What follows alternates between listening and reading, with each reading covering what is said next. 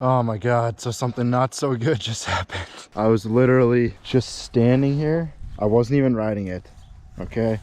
I was standing here. I don't even know exactly what happened. I think I blacked out. I was just standing here, like moving my bike. I wasn't even riding it. I was like looking at my phone on the ground and then moving my bike to like get it lined up away from the fence so that I could start riding it again. And I don't know what I did, but I lifted it up by the handle and accidentally twisted the throttle, full throttle, and the entire bike flipped, did a backflip and landed super hard, basically all on the handlebars. And as it was happening, I thought, oh no, all that expensive stuff I just did to the bike is gonna break and smash, and those brand new $85 handlebars and the shocks that I just fixed and everything. But looking at it here,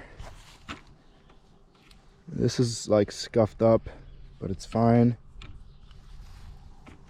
I don't think it hit the brakes. This side is fine.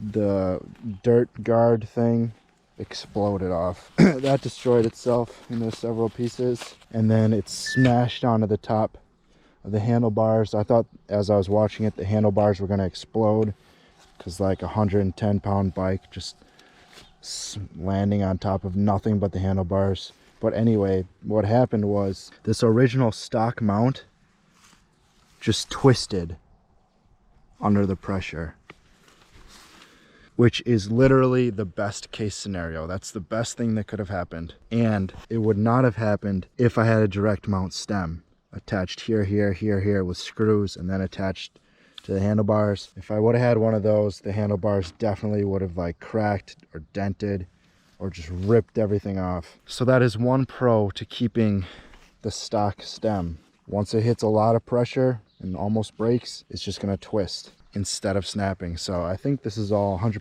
salvageable. So I'm just gonna get my Allen tools out, realign this, and hope for the best.